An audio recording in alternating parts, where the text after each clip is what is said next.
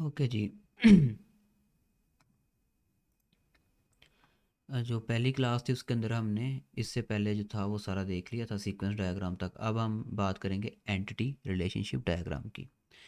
अब सबसे पहले मैं आपको ये बता दूं कि एंटिटी क्या होता है। हर वो चीज़ हमारी सॉफ्टवेयर के अंदर, जब हम सॉफ्टवेयर बनाते हैं तो हर वो चीज़ जिसका हम डाटा स्टोर करना चाहते हैं उसको हम एंटिटी कहते हैं। जैसे एडमिन का डाटा स्टोर करना चाहते हैं, बायर का डाटा स्टोर करना चाहते हैं, ऑर्डर का। ठीक है कि ऑर्डर की आईडी क्या है, ऑर्डर ऑर्डर की डिटेल क्या है। ठीक है।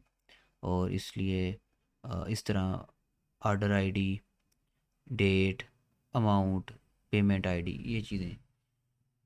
इस तरह हम पेमेंट का भी डाटा स्टोर करना चाहते हैं कि भाई पेमेंट की आईडी क्या है, अमाउंट क्या है, कितनी अमाउंट उसने पे की है, डेट क्या थी, ऑर्डर आईडी क्या थी, यानी कि किस ऑर्डर के लिए उसने अमाउंट पे की। ठीक है। उसके बाद पेमेंट मेथड कौन सा था, ये होगी हमारी पेमेंट की एंटिटी।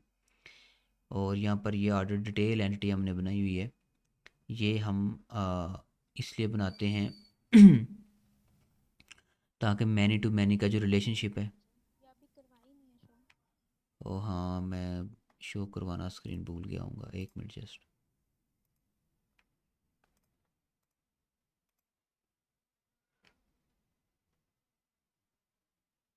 ओके, शेयर होगी। तो यहाँ पर ये ऑर्डर डिटेल का टेबल देखें, ऑर्डर का टेबल भी है, ऑर्डर डिटेल का टेबल भी है। इसको हम एक ही टेबल में हैंडल कर सकते थे, लेकिन दो क्यों बनाए हैं ये मैं आपको थोड़ी देर बाद में एक्सप्लेन करता हूँ। ठीक है। यहाँ पर फिर प्रोडक्ट का आ जाता है। प्रोडक्ट की हम कौन कौन सी इन्फॉर्मेशन स्टोर करवाना चाह रहे हैं, डिस्क्रिप्शन, प्राइस, प्रोडक्ट आईडी और उसका नेम। ठीक है। पिक्चर भी कर सकते थे लेकिन पिक्चर हमें नहीं थी चाहिए, इसलिए मैंने पिक्चर की यहाँ पर नहीं लिखा हुआ। उसके बाद एडमिन की डिटेल स्टोर हो रही है। कौन कौन सी डिटेल स्टोर हो रही है एडमिन की, उसकी ईमेल, उसका नेम, उसका आईडी और उसका पासवर्ड। इस तरह बायर है, बायर का फ़ोन नंबर आएगा, password, ID, name, email and address. ठीक है। इनको हम प्रॉपर्टीज़ भी बोलते हैं। ओके। तो यहाँ पे आपको बताने का मतलब ये था कि एंटिटी वो चीज़ होती है जिसका हम डाटा स्टोर करना चाहते हैं। ठीक है। अब एक एंटिटी का दूसरी एंटिटी से कोई ना कोई रिलेशनशिप होता है। जैसे रियल वर्ल्ड के अंदर अगर आप देखें, रियल वर्ल्ड के अंदर एक एंटिटी का दूसरी एंटिटी के साथ रिलेशनशिप होता है हमेशा। जैसे लैपटॉप है तो एक स्टूडेंट है और एक उसका लैपटॉप है, तो स्टूडेंट यूज़ द लैपटॉप। ठीक है। इस तरह से जो स्टूडेंट है, लेट्स से उसकी बाइक है तो स्टूडेंट राइड द बाइक, तो ये उसका एक रिलेशनशिप बन जाता है कि वो उसको यूज़ कर रहा है या राइड कर रहा है, जो भी है। इस तरह से यहाँ पर भी हम रिलेशनशिप को पहले स्पेसिफाई करते हैं। ठीक है। तो buyer place order, admin manage order. ठीक है। एडमिन जो है वो मैनेज कर रहा है ऑर्डर को। इसी तरह से ऑर्डर हैज़ पेमेंट। ओके। और इसी तरह से ये पेमेंट हैज़ ऑर्डर। ओके। यानी कि पेमेंट हैज़ ऑर्डर का मतलब ये है कि यहाँ पर पेमेंट के टेबल के अंदर, जब हम डेटाबेस के अंदर पेमेंट का टेबल बनाएंगे तो उसके अंदर हम बताएंगे कि ये पेमेंट किस ऑर्डर की, इसलिए यहाँ पर हमने ऑर्डर आईडी की फील्ड यूज़ की हुई है यहाँ पे, अगर आप देखें तो। इस तरह से ये सारे रिलेशनशिप हैं। और यहाँ पर ऑर्डर डिटेल के जो अलग से एंटिटी बनाई है, इसका मकसद क्या है ये ज़रा आप ध्यान से ज़रा समझिएगा। देखें, अगर हम इसको डायरेक्टली ऑर्डर को प्रोडक्ट के साथ अटैच कर देते, लाइक उसका मतलब ये होता कि one product has many order. ठीक है। मतलब और सिंपल करके समझाऊँ तो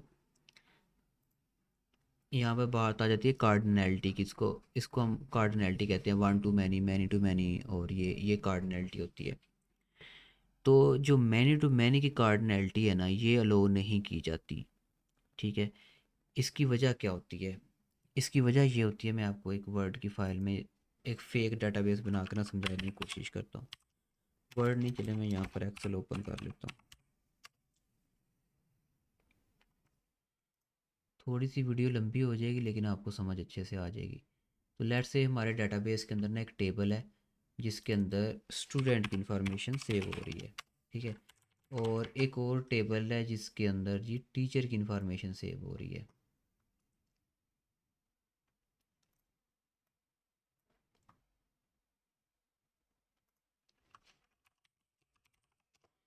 ठीक है। अब हर डेटाबेस का जो भी टेबल होता है उसके अंदर एक फ़ील्ड ज़रूर होती है जो कि आईडी की फ़ील्ड, और फिर टीचर का नेम हम स्टोर कर सकते हैं, ठीक है। और एक और चीज़ यहाँ पे हम स्टोर करवाना चाह रहे हैं कि ये जो टीचर है ये किस को पढ़ा रहा है, ठीक है। तो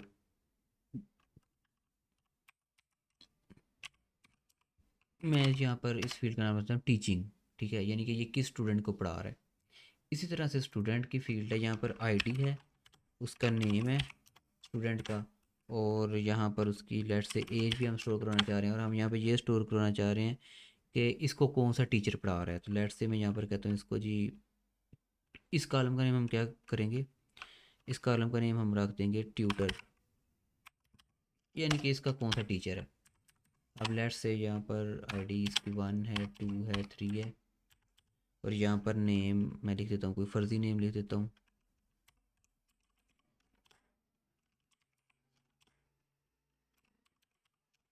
ठीक है, एज भी कुछ भी लिख देते हैं। ये मैं एक डमी डेटाबेस आपको बना के दिखा रहा हूँ। डाटा टेबल भी इसी तरह से होते हैं, जो मैंने आपको पहले डेटाबेस दिखाया ना एक, ये देखें, तो इसके अंदर टेबल भी इसी तरह से होते हैं। उसके बाद यहाँ पर टीचर की आईडी 1 2 3, और यहाँ पर मैं नेम लिखता हूँ टीचर्स के,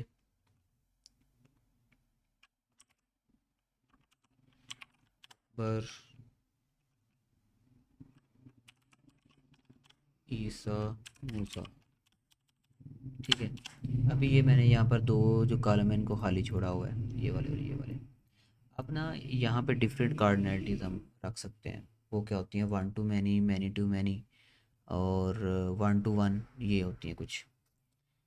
अब 1 टू 1 का क्या मतलब है, अगर हम बोलेंगे ना कि इन दोनों के अंदर 1 टू 1 की कार्डिनलिटी है, तो इसका मतलब ये होगा कि जो एक स्टूडेंट है उसको एक ही टीचर पढ़ाता है, ठीक है, और जो एक टीचर है वो एक ही स्टूडेंट को पढ़ा रहा है, ठीक है, ये होगा 1 टू 1 का।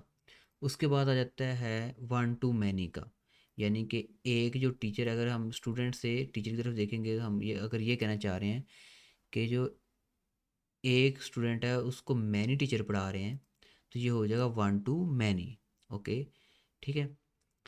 या हम ये कहें, अगर ये कहेंगे कि एक जो टीचर है इसके बहुत सारे स्टूडेंट हैं, तो फिर वो हो जाएगा 1 टू मैनी का, ठीक है।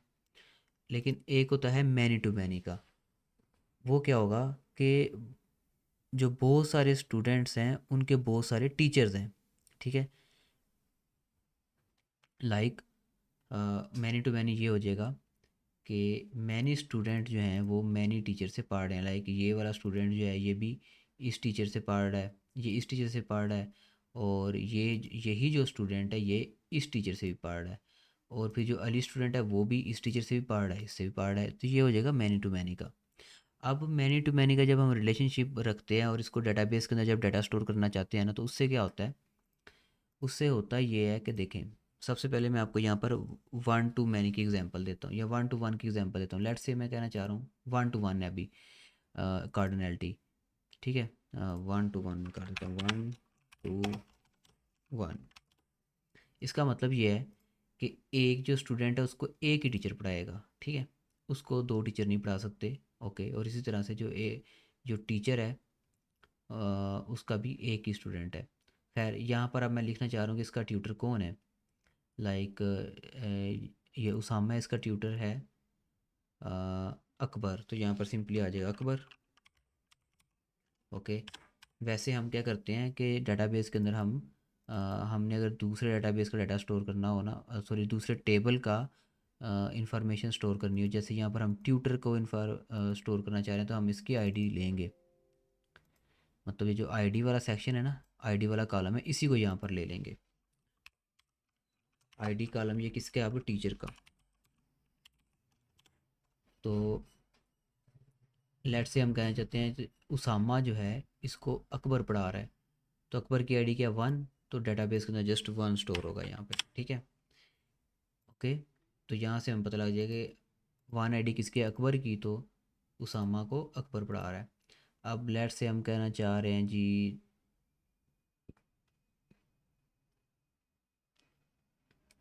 अली, ठीक है, अली को कौन पढ़ा रहा है, हम कहना चाहते हैं जी मूसा पढ़ा रहा है, तो यहाँ पर 3 आ जाएगा, ठीक है, इस तरह से। अब यहाँ पर हम ये नहीं कह सकते कि आ, अली जो है इसको ये अकबर भी पढ़ा रहा है, ठीक है।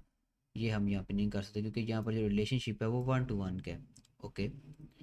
अब नेक्स्ट केस आ जाता है जी 1 to many का, ठीक है, जिसके अंदर हम ये कह सकते हैं कि अली को कौन पढ़ा रहा है, अभी आईडी नंबर 3 वाला पढ़ा रहा है। आईडी नंबर 3 किसकी है? आईडी नंबर 3 है जी मूसा की। अब हम कहना चाह रहे हैं अली को ईसा भी पढ़ा रहा है, तो उसके लिए हमें क्या करना पड़ेगा? उसके लिए हमें यहाँ पर दोबारा से रिकॉर्ड एंटर करना पड़ेगा। यहाँ पे आईडी हमें रखनी पड़ेगी 4। ये जो आईडी वाला कॉलम है इसके अंदर जो आईडीज़ होती हैं ये डुप्लीकेट नहीं होती, डाटाबेस इसको खुद से हैंडल करते हैं, हम कहते हैं प्राइमरी की। ओके। प्राइमरी की हम इसे कहते हैं, ये यूनिक होती है और ये इसको रिपीट नहीं करता। जिस तरह क्लास के अंदर या प्रोडक्ट्स के और या फिर आर्डर के नंबर होते हैं ना, एक आर्डर नंबर दूसरे आर्डर नंबर से मैच नहीं करता, स्टूडेंट्स के रोल नंबर एक दूसरे से मैच नहीं करते, तो इनको हम यूनिक बोलते हैं ताकि हर स्टूडेंट की अलग से पहचान कर सकें हम, चाहे उनके नेम सेम भी हो तब भी। तो इसी तरह से डेटाबेसिस के अंदर ये आईडी का सेक्शन ज़रूर होता है हर टेबल के अंदर, ताकि हर रिकॉर्ड की एक अलग अपनी पहचान हो, ठीक है। सो यहाँ पे अब हम ये कहना चाह रहे थे कि अली को टीचर नंबर 3 पहले से पढ़ा रहा है जो कि है मूसा। अब हम कहना चाह रहे हैं कि अली को ईसा भी पढ़ा रहा है, तो उसके लिए हमें क्या करना पड़ेगा? यहाँ पे आएंगे और इस रिकॉर्ड को डुप्लीकेट करना पड़ेगा। अली एज फिर वही 3, और अब हम यहाँ पर लिख सकते हैं कि इसको मूसा पढ़ा रहा है, सॉरी मूसा तो पहले से पढ़ा रहा था। ईसा, ईसा की आईडी क्या है? 2। तो आपने देखा कि हमें 1 to many का जब हम रिलेशनशिप परफॉर्म करते हैं तो हमें रिकॉर्ड को डुप्लीकेट करना पड़ रहा है यहाँ पे। इससे हमारी डाटा रिड्यूएंसी बढ़ती है, ऐसे हम कहते हैं डाटा हमारी रिड्यूएंसी जो है वो बढ़ गई है, यानी कि डाटा डुप्लीकेट हो रहा है। और अब सोचें कि हम इसको मैनी टू मैनी कर देते हैं। जब हम मैनी टू मैनी करेंगे ना, तो ये जो डाटा रिड्यूएंसी जो है यहाँ पे बढ़ रही है, तो ये यहाँ पर भी बढ़ जाएगी, यानी कि दोनों टेबल के अंदर डाटा रिड्यूएंसी होगी। तो इसके हल के लिए हम क्या करते हैं? इसके हल के लिए हम एक अलग से टेबल बना देते हैं, ठीक है। इसको हम नॉर्मलाइजेशन भी कहते हैं कि डाटा रिड्यूएंसी कम करने के लिए एक अलग टेबल बनाना, इसको डाटा रिड्यूएंसी कहते हैं। अब हम अलग से टेबल बना देंगे, इसका नेम लेट्स से मैं रख देता हूँ स्टूडेंट टीचर, ठीक है। अब जो हम अलग टेबल बनाएंगे उसके अंदर सबसे पहले तो आईडी आ जाएगी उसकी, फिर यहाँ पर आ जाएगी टीचर की आईडी, टीचर आईडी, और यहाँ पर आ जाएगी स्टूडेंट आईडी, ठीक है। अब ये जो सारा काम है ना, ये फिर रो यहाँ से ख़त्म हो जाएगी, ये वाली जो रो है यहाँ से ख़त्म हो जाएगी, ठीक है। यहाँ से ये वाली रो ख़त्म हो जाएगी। अब ये वाली इन्फॉर्मेशन कि कौन सा टीचर किस स्टूडेंट से पढ़ रहा है, ठीक है, और कौन सा टीचर किस किस स्टूडेंट को पढ़ा रहा है, वो सारी यहाँ पर सेव होगी। और यहाँ पे सिंपली आईडी से हम काम चला लेंगे। तो पहले रिकॉर्ड की आईडी 1 होगी, दूसरे की 2, ये तो होगी इसकी अपनी रिकॉर्ड्स की आईडी, ठीक है, 3। अब आपने ध्यान से ये देखना है, लेट से हम कहना चाह रहे हैं कि जो टीचर है ना जी अकबर, वो पढ़ा रहा है जी उसामा को, ठीक है। तो यहाँ पे हम क्या करेंगे? सिंपली हम यहाँ पर लिखेंगे teacher ID, teacher ID add कर देंगे 1, और ये पढ़ा रहा है उसामा को, उसामा की आईडी क्या है 1। अब हम कह रहे हैं जो टीचर नंबर 1 है ये स्टूडेंट नंबर 2 को भी पढ़ा रहा है, टीचर नंबर 1 जो है ये स्टूडेंट नंबर 3 को भी पढ़ा रहा है, ठीक है। तो इस तरह हमारा डाटा कम स्टोर होगा, जस्ट हमें आईडी स्टोर करने की ज़रूरत पड़ेगी। ओके। तो ये इसी काम से बचने के लिए, कि डाटा रिडंडेंसी बचने के लिए, यहाँ पर मैंने एक न्यू टेबल शो करवाया है ऑर्डर डिटेल का, ठीक है। क्योंकि ऑर्डर और प्रोडक्ट के अंदर मैनी टू मैनी का रिलेशनशिप बन रहा था, उस रिलेशनशिप को अवॉइड करने के लिए यहाँ पर ऑर्डर डिटेल का हमने टेबल है, न्यू एंटिटी ऐड कर दी, ठीक है। एंटिटी मीन टेबल, ठीक है। जो टेबल बनते हैं डेटाबेस के अंदर वो एंटिटीज़ के ही बनते हैं। ओके। तो ये थी रिलेशनशिप डायग्राम। अच्छा, इसके अंदर एक चीज़ और थी बताने वाली, वो ये कि ये हमारा रिलेशनशिप हो गया और ये है हमारी कार्डनैलिटी। और कार्डनैलिटी को हम 2-3 तरीक़ों से शो करवा सकते हैं। एक तरीका और भी इसको शो करवाने का, जो कि कहाँ पे, ये भी यहाँ पे शो करवाया हुआ है, ये देखें, ये भी कार्डनैलिटी को शो करवाने का तरीका है। इसका मतलब है 1 to many, ये जो स्टार है इसका मतलब है मैनी, 1 to many, ठीक है। और ये 1 1 to many, ठीक है। और ये 1 to 1, और ये इसका मतलब भी 1 to many है, ठीक है। और अगर हम 1 वन और ये स्टार लिखा हो तो इसका मतलब होता है कम से कम एक और ज़्यादा से जितने भी। और अगर ज़ीरो और ये स्टार, इसका मतलब होता है कम से कम ज़ीरो और ज़्यादा से ज़्यादा कितने भी। खैर ये इसको मैं बाद में एक्सप्लेन करूँगा। क्या चीज़ थी, हाँ, अक्सर में मैं आपको ये दिखाने के लिए लेके आया था कि कार्डिनलिटी को इस तरह भी सिंपली वन या एम लिख के भी हम शो करवा सकते हैं, या स्टार लिख के भी शो करवा सकते हैं। वैसे भी शो करवा सकते हैं, फिर ऐसे भी शो करवा सकते हैं, ये वाला तरीका जो यहाँ पर यूज़ किया हुआ है। और इस तरीके को हम कहते हैं क्रोज फुट नोटेशन। ठीक है, ये इसका मतलब होता है वन, अगर एक डैश इसका मतलब है वन, और इसका मतलब होता है one one to many. Okay, ये है वन टू वन। ओके, और ये है one two one, one to many, और ये भी है वन टू मैनी। ओके, ठीक है जी। मैं चाहता था तो ये सिंपली ये जो डैश और नीचे मैनी का सिंबल है ना, इसकी बजाय सिंपली मैनी का सिंबल यूज़ कर लेता, लेकिन इसका मतलब होता है कम से कम एक और ज़्यादा से ज़्यादा कितने भी। ओके, हो गया। अब यहाँ पर क्या है जी, आर्डर जो है, आर्डर, ये ज़्यादा से ज़्यादा एक आर्डर की डिटेल कितनी हो सकती है, एक। और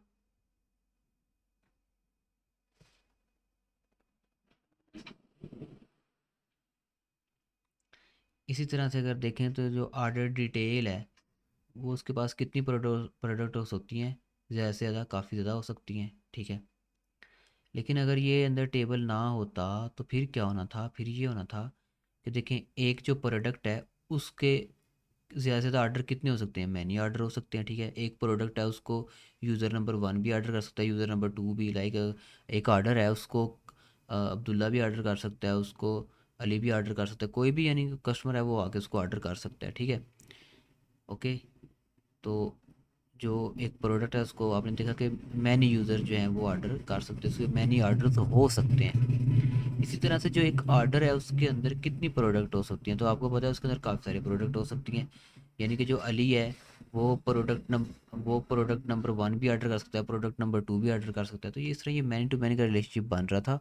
उसको ख़त्म करने के लिए फिर हमने यहाँ पर एक सेंटर के अंदर टेबल लगा दिया ऑर्डर आईडी का। ठीक है, और इसके अंदर सिंपली होगा कि आप प्रोडक्ट की आईडी होगी और ऑर्डर, एक तो प्रोडक्ट की आईडी होगी और दूसरा इसके अंदर होगा, ठीक है, इसके अंदर अपनी ऑर्डर डिटेल होगी। ओके, और ये ऑर्डर डिटेल जो आईडी है ये फिर जाएगी इसके अंदर ऑर्डर के अंदर। तो इस तरह जो है वो डाटा रिडंडेंसी जो है वो कम होगी। बाकी ये है admin manage product. Okay, simple, बस ये इसका रिलेशनशिप है। नेक्स्ट हम अब इससे मूव करते हैं। बाकी वही रिलेशनशिप, बाकियों के भी रिलेशनशिप पढ़ लें। Order has one payment. Okay, ये कार्डिनलिटीज़ की वन की लगी हुई है, तो एक जो ऑर्डर है उसकी पेमेंट कितनी होगी, एक ही होगी, क्योंकि हम कौन सा यहाँ पे इंस्टॉलमेंट पे ऊपर मतलब ऑर्डर पेमेंट जो है वो इंस्टॉलमेंट पे नहीं ले रहे। आपको पता है जब ऑनलाइन ऑर्डर करते हैं तो एक दफ़े सारी पेमेंट करनी होती है, तो ऑर्डर के मैक्सिमम जो पेमेंट के साथ कार्डिनलिटी बनती है वो वन की बनेगी। इसी तरह से जो एक पेमेंट है वो एक ही ऑर्डर की होगी। ठीक है, कार्डिनलिटी को पढ़ने का सबसे आसान तरीका ये है कि ऑर्डर के ऊपर, ऑर्डर से हम अगर पेमेंट की तरफ देखें तो हमने ये सोचना है कि ऑर्डर की ज़्यादा से ज़्यादा या कम से कम पेमेंट कितनी हो सकती है। तो आपको पता है वो एक ही पेमेंट हो सकती है एक ऑर्डर की, तो इसकी कार्डिनलिटी हो जाएगी वन की।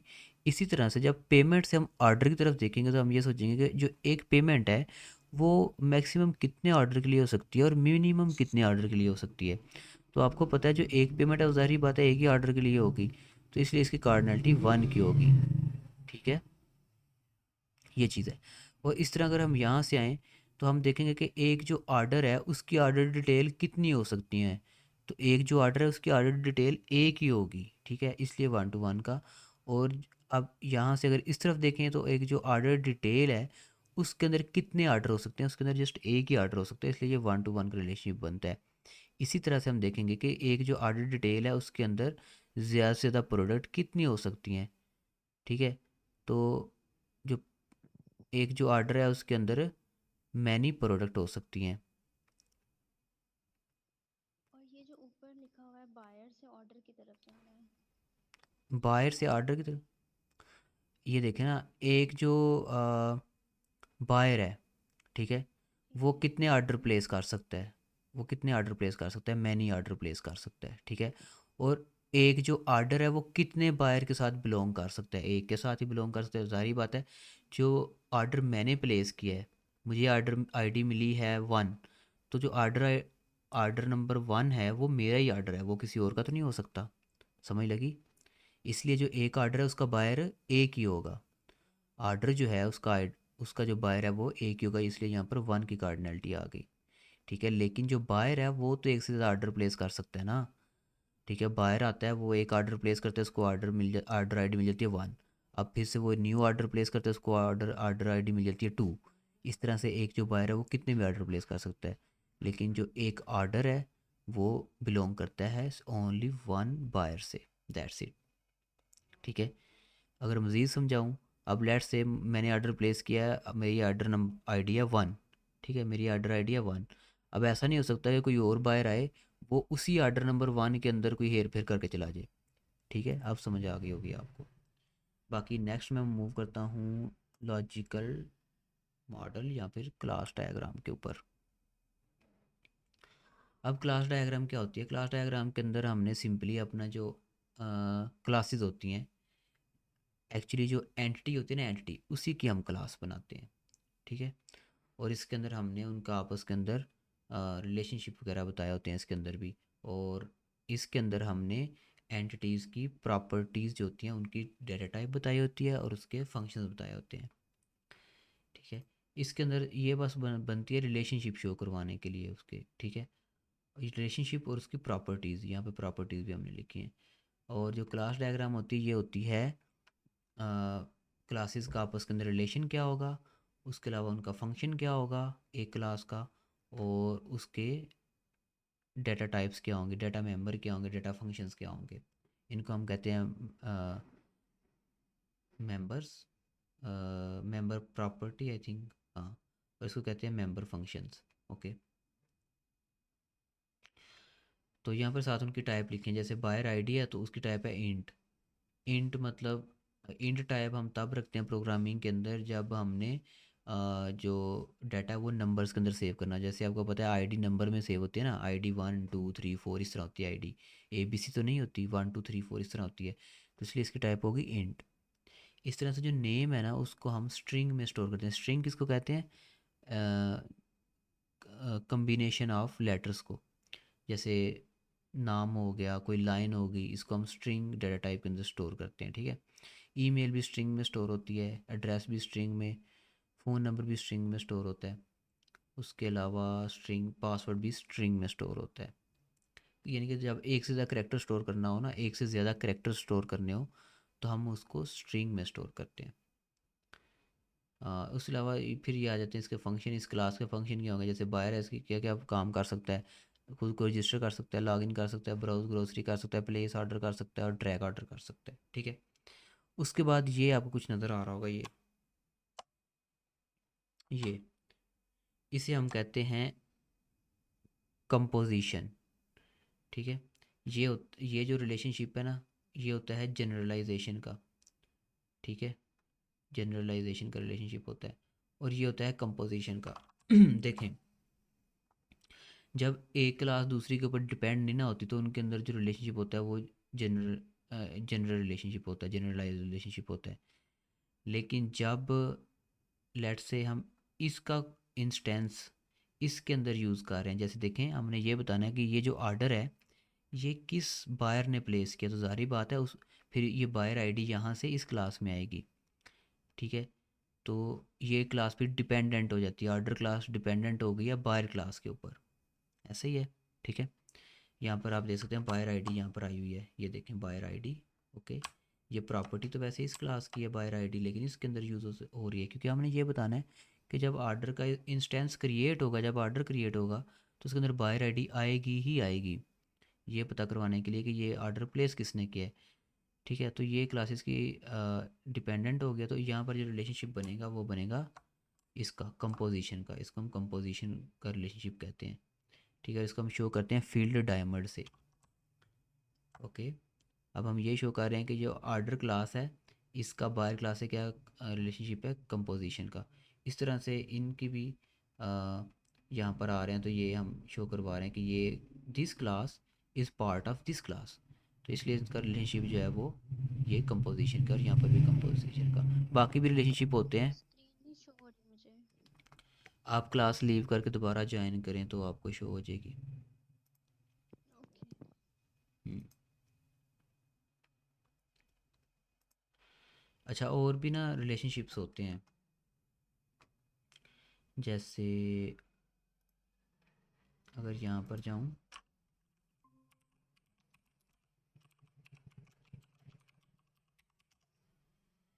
रिलेशनशिप्स इन क्लासेस, तो यहाँ पर आएगा।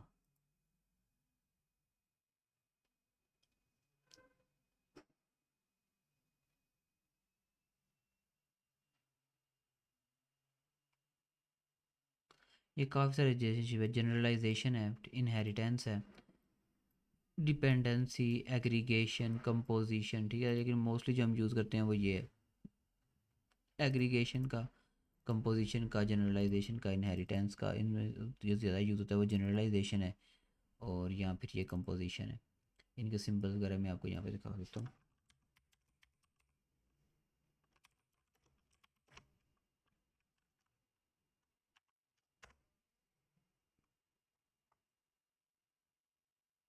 ये रहा, ठीक है जी। ये कंपोजिशन है। अगर फिल डायमंड हो, अगर खाली डायमंड हो, तो फिर एग्रीगेशन होता है।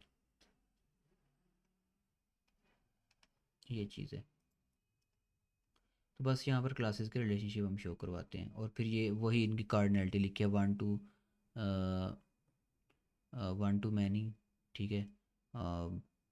1 to 1 है, 1 to 1 है, और ये 1 to मैनी, ये चीज़ें। अच्छा, इस डायग्राम में जो पूरा है वो जर्नलाइजेशन यूज हो रही है, और वो जो सिंबल है डायमंड वाला फील्ड उसको कहना है कंपोजिशन है वो। हाँ, वो कंपोजिशन का ये भी है। रिलेशनशिप है। हाँ बिल्कुल, कंपोजिशन। और अगर पूछे कंपोजिशन क्यों यूज़ हो रही है, तो आप सिंपली कह सकते हैं और क्योंकि अगर ये मैं का। पूछूंगी कि हाँ। हाँ हम्म। हाँ हाँ, क्यों यूज हो रही है। हाँ, क्यों यूज़ हो रही है, तो आपने कहना है क्योंकि ये क्लास जो है इस क्लास का पार्ट है, ठीक है। जैसे देखो, आर्डर क्लास जो है इसके अंदर यहाँ पे प्रोडक्ट आईडी कहीं पे होगी। अ,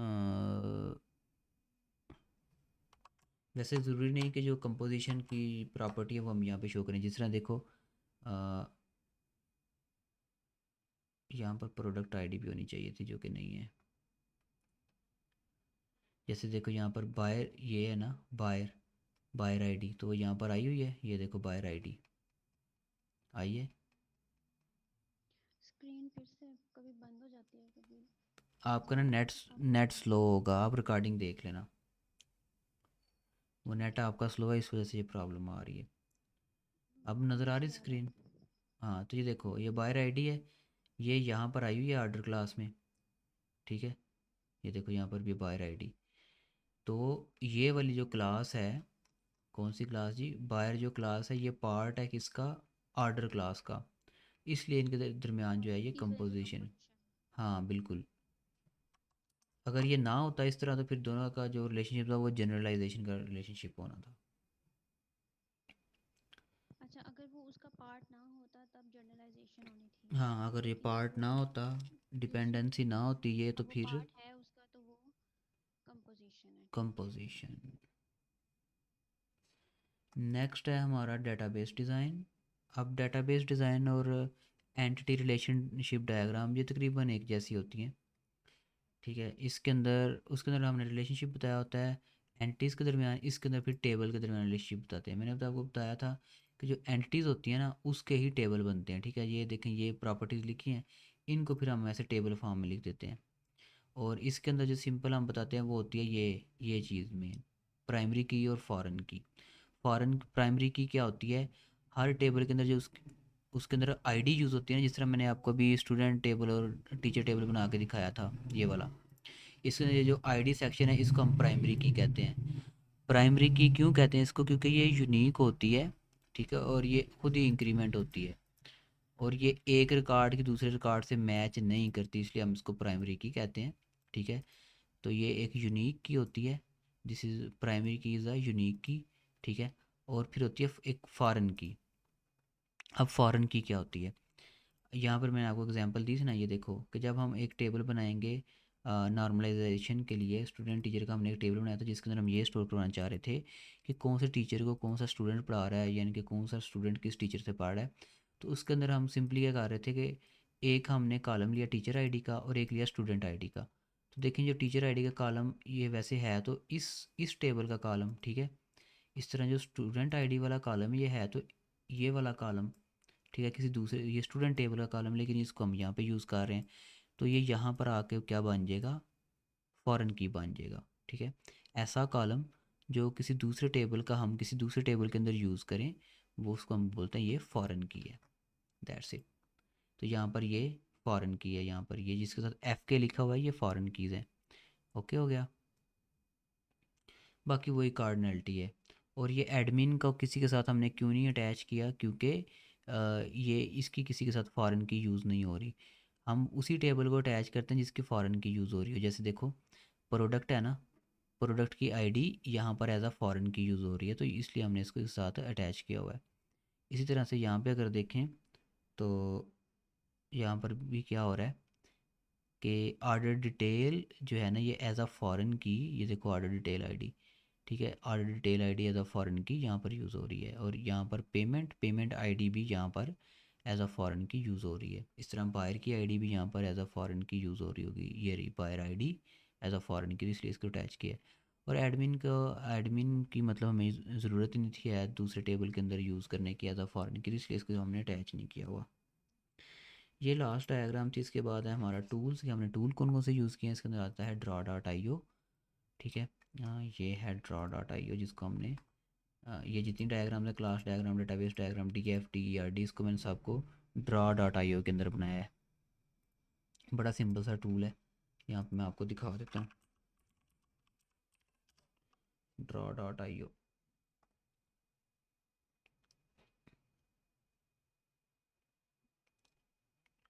ओपन एग्जिस्टिंग डायग्राम, यहाँ पर क्रिएट न्यू पे क्लिक करेंगे तो न्यू बन जाएगी, एग्जिस्टिंग पे क्लिक करेंगे तो पहली वाली डायग्राम हम ओपन कर सकते हैं।